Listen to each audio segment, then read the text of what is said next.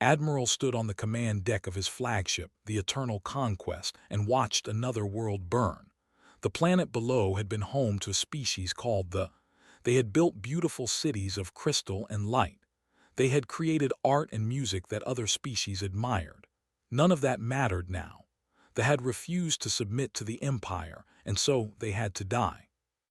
Felt nothing as he watched the orbital bombardment continue. This was his 47th conquest. He had stopped counting the dead long ago.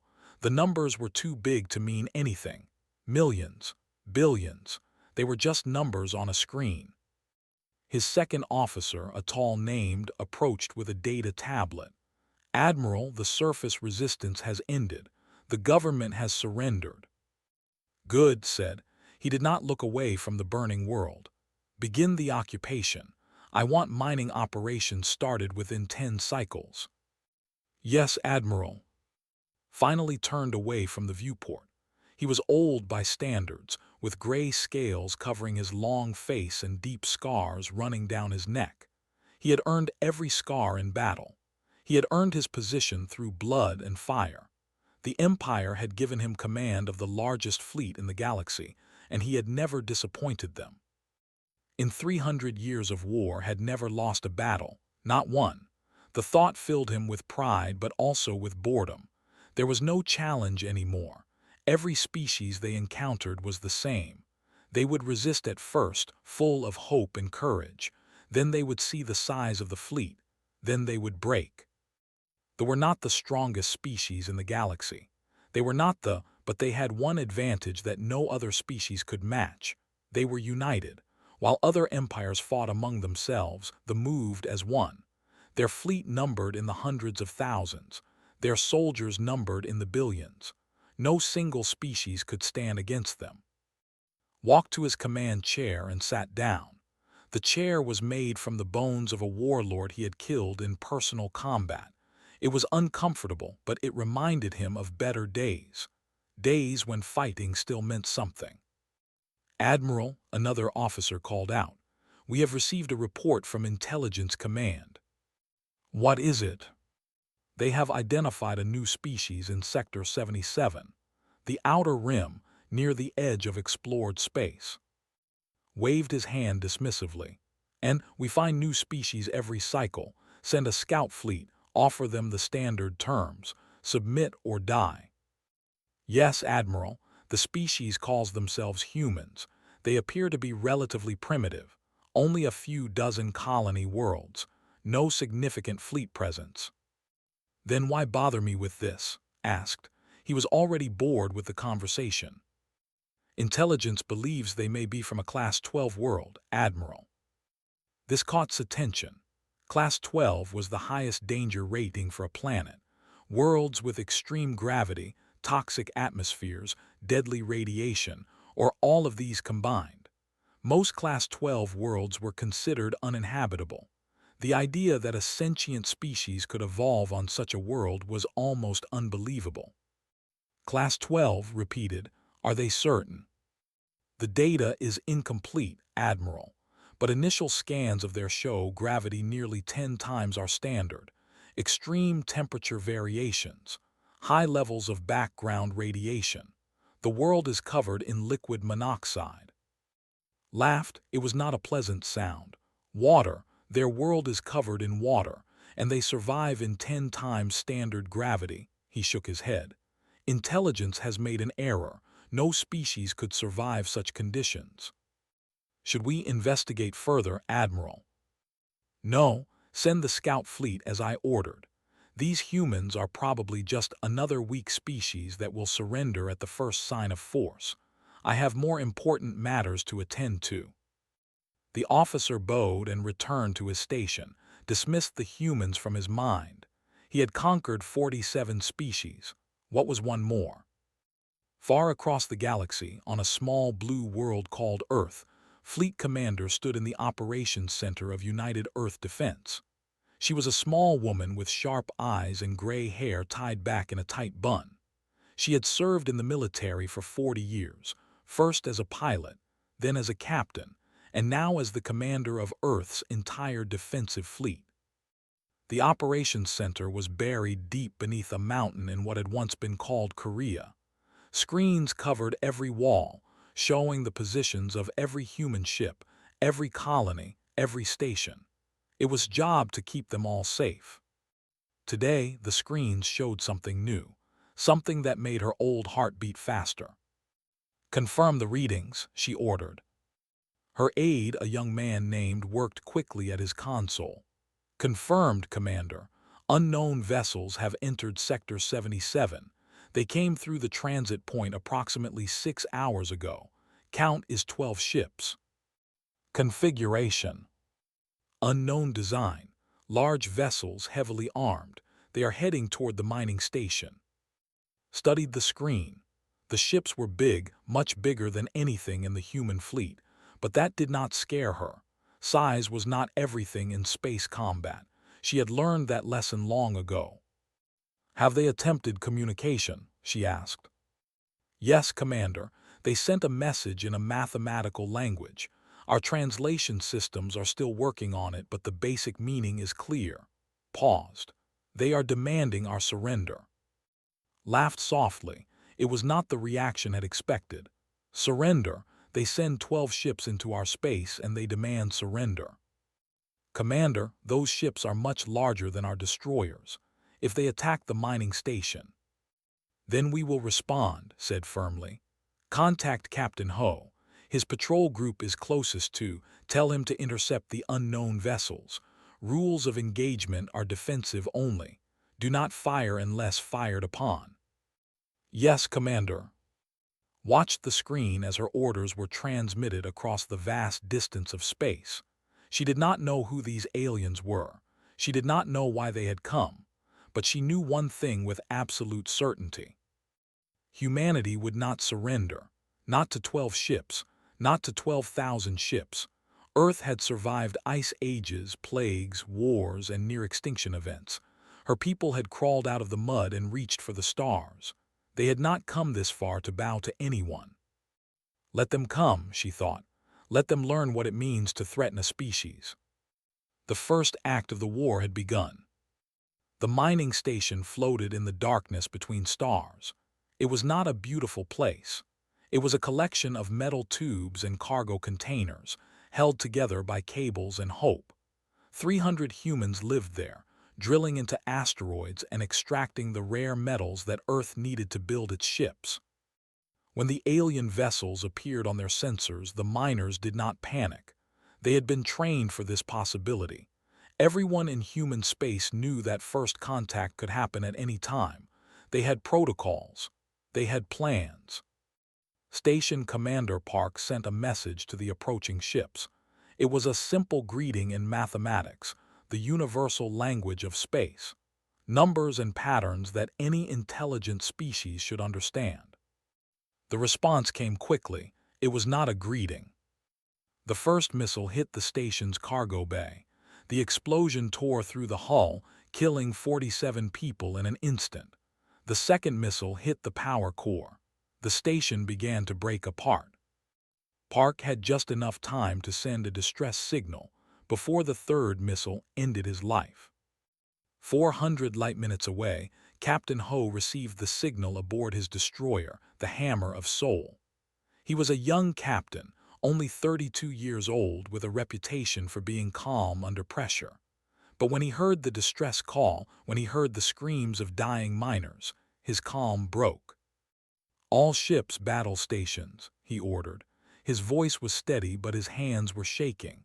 "Maximum acceleration toward. I want weapons hot and shields at full power." His patrol group was small, 3 destroyers and 2 frigates. They were designed for patrol duty, not frontline combat, but they were all that stood between the alien attackers and the rest of human space. "Captain," his tactical officer reported, "the alien vessels are moving away from the station. They appear to be heading deeper into our territory." "They think we will not fight," Ho said. "They think destroying a civilian station will make us afraid." He stood up from his command chair and walked to the main viewport. The stars stretched out before him, cold and silent. Somewhere out there, 300 people had just died. 300 people who had been working, eating, sleeping, living. Now they were nothing but debris. They made a mistake, Ho said quietly. They do not know what fear means to us. They do not know what we are. The patrol group reached the remains of Station 2 hours later. The alien vessels were waiting for them. They had stopped their advance, as if curious to see what these small human ships would do. Ho studied the enemy formation on his tactical display. 12 ships, each one 3 times the size of his largest destroyer. They had superior firepower, superior numbers, and superior technology. By any logical calculation, the humans should retreat and wait for reinforcements. Ho had never been very good at logical calculations. "Open a channel to the enemy fleet," he ordered. "Channel open, Captain." "Unknown vessels, this is Captain Ho of the United Earth Defense Force. You have committed an act of war against humanity.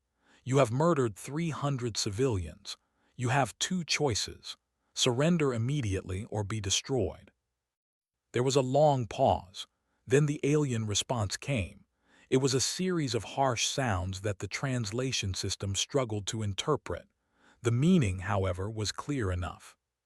The aliens were laughing. One of the large ships broke formation and moved toward the human patrol group. It was testing them, seeing if they would run. "Captain," the tactical officer said nervously, "that ship alone outguns our entire group." "I know," Ho replied. "Target their engines. All ships prepare to fire on my command." "Sir, our weapons may not penetrate their shields." "Then we will find out together." The alien ship continued its approach. It did not raise shields. It did not power weapons. It moved with the casual arrogance of a predator that had never known defeat. That arrogance was its death. "Fire," Ho commanded. 5 human ships unleashed everything they had. Rail guns launched tungsten slugs at incredible speeds. Missile pods emptied their payloads. Laser batteries carved lines of fire through space. The alien ship's shields flickered to life, but too late. The tungsten slugs punched through the weakened barriers and tore into the hull. The missiles followed, detonating deep inside the ship. The lasers cut through critical systems.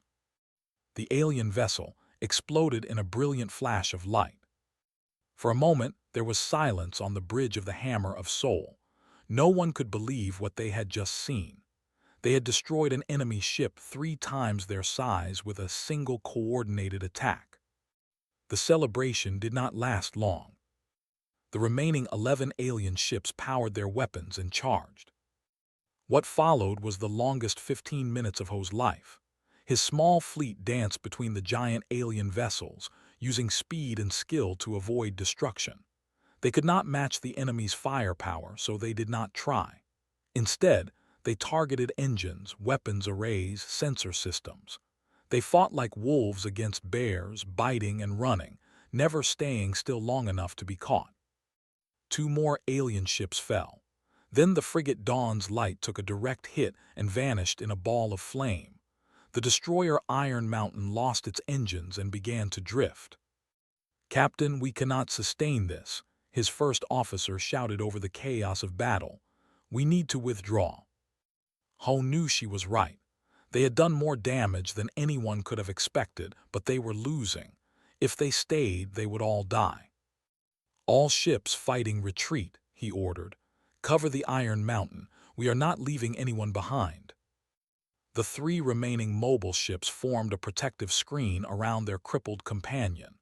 They continued to fire as they, keeping the aliens at bay. The aliens did not pursue. They had expected an easy victory. Instead, they had lost 3 ships to a force 1/4 their size. They needed to regroup. They needed to understand what had just happened. Ho watched the alien fleet shrink on his sensors as his ships limped away. He had lost 2 ships and over 100 crew members. He had failed to save the miners at station. By any measure, it was a defeat. But it was also a message. Humanity would fight. Humanity would bleed. But humanity would never surrender. When Admiral received the report of the battle, he read it 3 times. He could not understand the words on the screen. 3 of his scout ships, destroyed by primitive vessels from a species he had never heard of. "This is impossible," he said to. "Our ships are superior in every way." The humans fought with unusual aggression, Admiral. They did not retreat when faced with superior numbers. They attacked. Attacked against impossible odds, shook his head. "They are insane." "Perhaps, Admiral, but they are also effective. The Scout Fleet Commander is requesting reinforcements." Stood up and walked to the viewport. The stars looked different now. Less like lights and more like eyes watching him from the darkness. "Send the 3rd battle group," he ordered. 100 ships. I want these humans crushed. I want their worlds burned. I want their species erased from the galaxy. "It will be done, Admiral." But even as he gave the order, felt something he had not felt in 300 years of war. He felt doubt.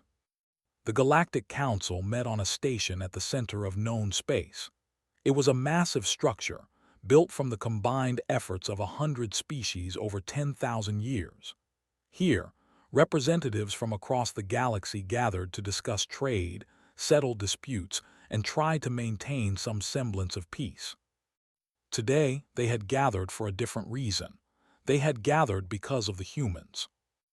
Ambassador walked through the great hall with her head held high. She was 53 years old, with silver hair and dark eyes that had seen both war and peace. She had spent her life building bridges between people, between nations, between worlds. Now she would try to build a bridge between species. The hall was filled with aliens of every shape and size. Some had scales, some had feathers, some had skin that shifted colors with their moods. Many of them watched her with open curiosity. Others watched with fear. The council chairman, a being called who resembled a tree made of crystal, called the session to order. "We are here to discuss the conflict between the Empire and the species known as humanity," announced. His voice sounded like wind through leaves. "Ambassador, you requested this audience. You may speak."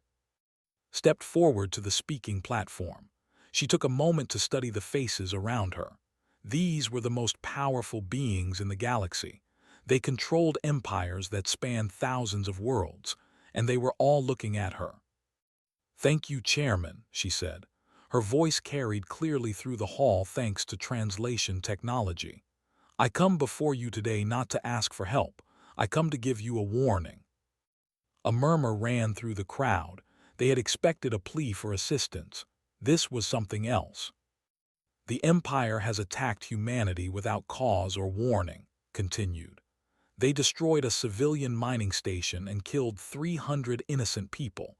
When our ships responded, they were attacked. We lost 2 vessels and over 100 crew members." "A tragic start to relations," acknowledged. "But they are a powerful species. Surely you understand that resistance." "We destroyed 3 of their ships," interrupted. The murmur became a roar. Representatives shouted questions and demands. Several species retreated toward the exits, as if afraid that the humans might attack them too. Called for silence. It took several minutes for the hall to calm down. "You claim to have destroyed 3 warships," asked carefully. "I do not claim, I state fact. Our patrol group was outnumbered and they attacked anyway. They won." Paused.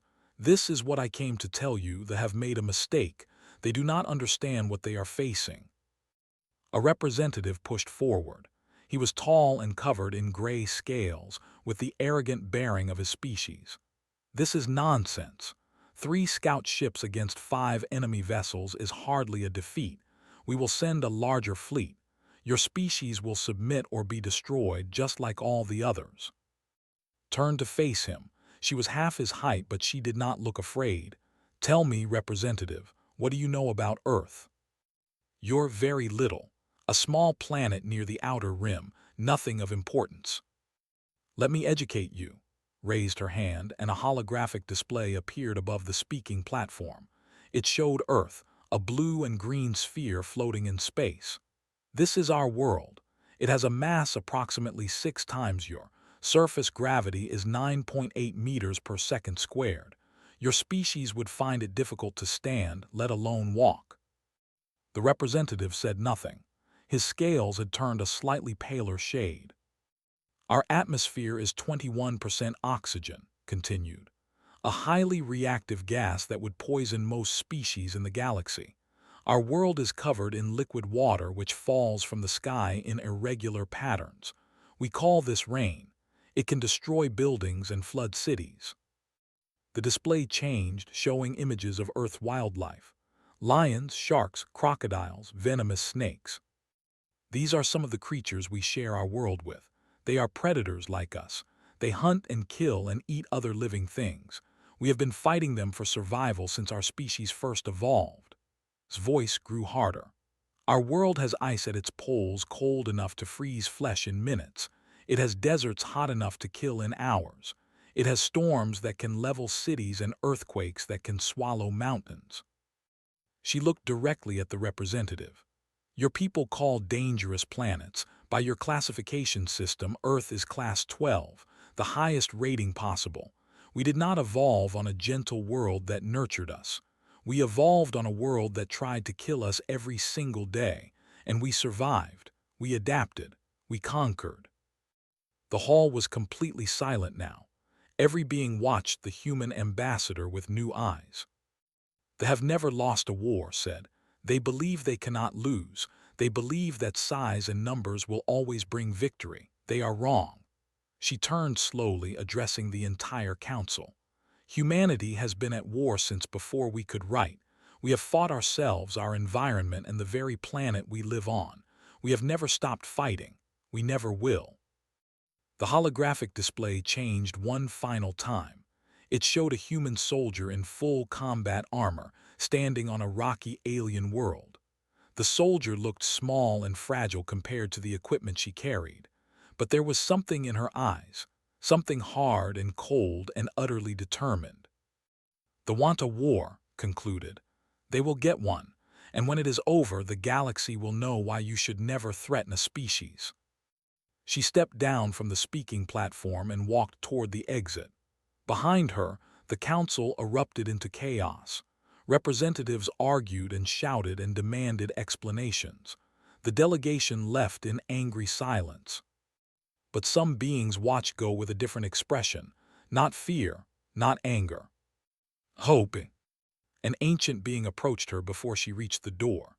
It was small and wrinkled, with skin like old leather and eyes that had seen empires rise and fall. I am the being said. I have lived for 12,000 years. I have seen the conquer half the galaxy. I have watched countless species submit or die. The ancient eyes studied carefully. You are different. Your people are different. We are what our world made us, replied. Yes, exactly, smiled, showing teeth that were still sharp despite their age. They do not know it yet, but they have just lost their war. They have awakened something they cannot defeat, something that has been fighting for survival since before their empire existed. And what is that? Asked. Persistence, the ancient being said. The will to keep fighting when all hope is lost, the ability to take pain and loss and turn them into strength. These are the gifts of these are the weapons that will break the. Nodded slowly, she understood. She had always understood. My people have a saying, she told the ancient being. It goes like this: fall 7 times, stand up 8. Laughed softly. Yes, that is the spirit that will save your people, and perhaps in time it will save us all. Left the council chamber and returned to her ship. The war had only just begun, but she felt more confident than ever. They had made their choice. Now they would face the consequences. The shipyards of Mars burned with constant activity. Day and night meant nothing here. The red planet had become the heart of humanity's war effort, its ancient valleys filled with factories and construction platforms that stretched for hundreds of kilometers. Admiral Sungjin stood on the observation deck of the orbital station Phoenix Rising and watched humanity prepare for war. He was an old man now, 73 years old, with a lined face and white hair cut short in military fashion. He had served in 3 different conflicts before the aliens came. He had hoped to retire in peace. The universe had other plans. Below him, hundreds of warships were taking shape. Destroyers, cruisers, battleships, and carriers. Weapons platforms and troop transports. Mining vessels converted into missile carriers. Civilian ships retrofitted with armor and guns. Everything that could fly and fight was being pressed into service. "Report," Sung Jin said without turning around.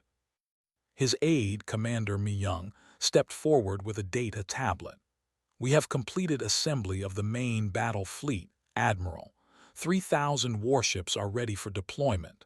Another 500 will be ready within the week." Crew status. "All ships are fully crewed. Training exercises have been completed. Morale is—" Mi Young paused, searching for the right word. "High, Admiral, very high." Sung Jin nodded slowly. He had expected as much. When the news of the massacre spread across human space, there had been no panic, no calls for surrender. Instead, recruiting stations had been overwhelmed with volunteers. Factories had switched to war production without being ordered. Scientists had abandoned their research to work on new weapons. Humanity had come together as one, not because they were ordered to, because they wanted to fight. "What about the reinforcements?" Sung Jin asked. "Our scouts report approximately 100 enemy vessels approaching the outer colonies. They are moving slowly, methodically. They expect us to fortify and defend. Then we will surprise them." Sung Jin finally turned away from the viewport. His eyes were cold and hard. "We are not going to defend. We are going to attack."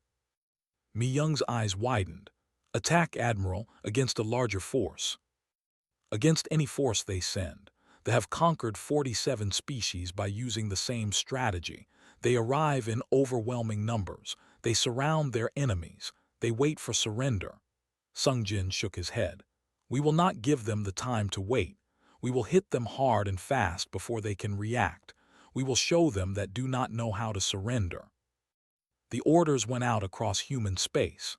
3,000 ships began to move, gathering at rally points, forming into battle groups, preparing for the largest military operation in human history. On Earth, soldiers said goodbye to their families. In the asteroid belt, miners put down their tools and picked up weapons. On Titan, submarine crews emerged from the frozen seas to join their brothers and sisters in space. Captain Ho stood on the bridge of his new ship, the Vengeance of. It was larger than his old destroyer, faster and more heavily armed. The shipyards had built it specifically for him, as recognition of his bravery in the first battle. He had tried to refuse the honor. He had lost too many people to feel like a hero. But the name was right, Vengeance. That was what this war was about now. His comm system crackled with Admiral Sung Jin's voice. "All ships, this is Admiral Sung Jin. In a few hours we will engage the enemy fleet. They believe they are invincible. They believe that their size and numbers make them unstoppable. They are wrong." Ho listened with the rest of his crew. Every word from the Admiral strengthened his resolve. "We are not fighting because we want power. We are not fighting because we want territory. We are fighting because they attacked us first. They murdered our people. They thought we would be easy prey." Sung Jin's voice grew hard as steel. "They were wrong. Today, we teach them what it means to provoke a species. Today, we show the galaxy that humanity will never submit. Today, we fight not just for ourselves, but for every species that has fallen before aggression. Today, we begin their end." The channel went silent. For a moment, no one spoke. Then, across 3,000 ships, humans began to cheer. The fleet detected the human approach too late. They had expected the primitives to hide behind planetary defenses. They had expected fear and desperation. Instead, they saw a wall of ships moving toward them at full speed, weapons hot, shields at maximum. Commander leading the force stared at his display in disbelief. "This is insane. They are attacking us. They have 3,000 ships against our 100. His tactical officer did the calculations quickly. Commander, even with superior numbers, our ships are larger and better armed. If we engage properly, we should be able to destroy at least half their fleet before falling. Half their fleet, Scales darkened with anger. We were sent to conquer them, not to trade losses. How is this possible? The humans do not fight like other species, Commander. They do not seem to care about their own survival. The two fleets met in the darkness between stars. What followed was not a battle, it was a massacre. Human ships swarmed around the larger vessels like angry insects. They targeted engines first, crippling their enemies, then weapons, leaving them defenseless. They did not wait for surrender. They did not offer mercy. They remembered. Ho's ship led the assault on the flagship. His crew had trained for this moment. They knew every weakness in the alien design, every flaw in their shields, every blind spot in their sensors. They had studied the wreckage from the first battle and learned everything. Target the reactor core, Ho ordered. Fire everything. The vengeance of unleashed a storm of destruction. Tungsten slugs punched through the flagship's hull. Missiles detonated deep inside its structure. Lasers carved through critical systems. The flagship exploded with such force that nearby ships were pushed away by the shockwave. Had just enough time to transmit a final message before he died. Admiral, they are unlike anything we have faced. They fight without fear. They fight without mercy. They fight like. The transmission ended. When the battle was over, 97 ships had been destroyed. The remaining 3 had been captured. Human losses were 112 vessels, with crews rescued from most of them. Admiral Sung Jin surveyed the battlefield from his command ship. Debris floated everywhere, the remains of what had once been an invincible fleet. He felt no joy. War was not something to celebrate, but he felt pride. His people had proven themselves. Send a message to Earth, he ordered. Tell them the first phase is complete. The reinforcements have been destroyed. We are now moving to Phase 2. Phase 2, Admiral. Yes, Sung Jin's eyes were fixed on the stars. Somewhere out there, the main fleet waited. Somewhere out there, Admiral was planning his next move. We are going to take the fight to them. We are going to prime. The fleet reformed and began its advance. Behind them, the wreckage of their enemies marked the end of invincibility. The war had only just begun. Prime was a beautiful world. Its twin moons painted silver light across vast oceans. Its cities gleamed with the wealth of 1,000 conquered civilizations. For 300 years, no enemy had touched its surface. No hostile ship had entered its orbit. Today, the sky was filled with fire. Admiral stood in the command center beneath the Imperial Palace, watching the destruction of everything he had built. Screens showed his fleet, the greatest armada in galactic history, being torn apart by human ships. 100,000 vessels had gathered to defend the. It was not enough.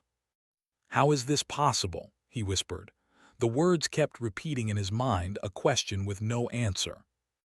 His aide was dead, killed in the first engagement at the outer colonies. His best commanders had fallen one by one as the humans advanced across space. Now only remained the undefeated admiral who had never lost a battle. Until now, the human fleet had grown during their advance. Species that had been conquered by the had risen up and joined the attack. Ships that had been hidden for centuries emerged from secret bases. The had become a symbol of hope for every oppressed species in the galaxy. Admiral, a young officer called out, the humans are requesting communication. Closed his eyes for a moment. He had refused all previous attempts at contact. He had sworn to fight to the last ship, the last soldier, the last breath.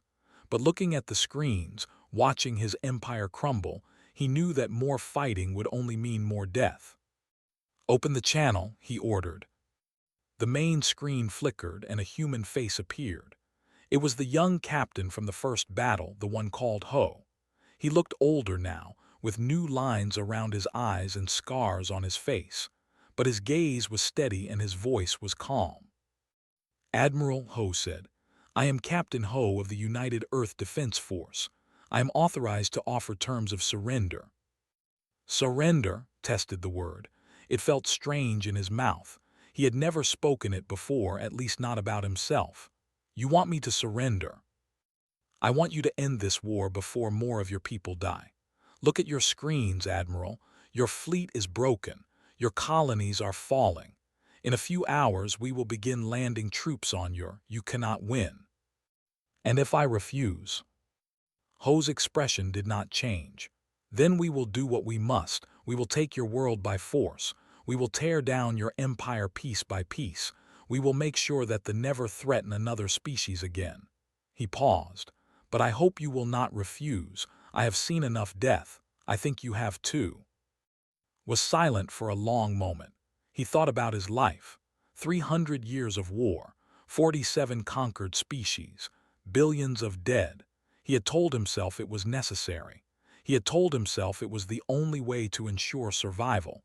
But looking at the human on the screen, he saw something that made him doubt everything. He saw mercy. The humans had every reason to destroy They could have done to Prime what they had done to so many other worlds. They could have burned the cities, poisoned the oceans, slaughtered the population. Instead, they were offering a chance for peace. "Why?" asked. The question surprised even himself. "Why are you offering terms after what we did to your people?" "Because destruction is easy," Ho replied. "Building something better is hard. We did not come here for revenge, Admiral. We came to stop you. There is a difference." Looked around the command center. His officers watched him with desperate eyes.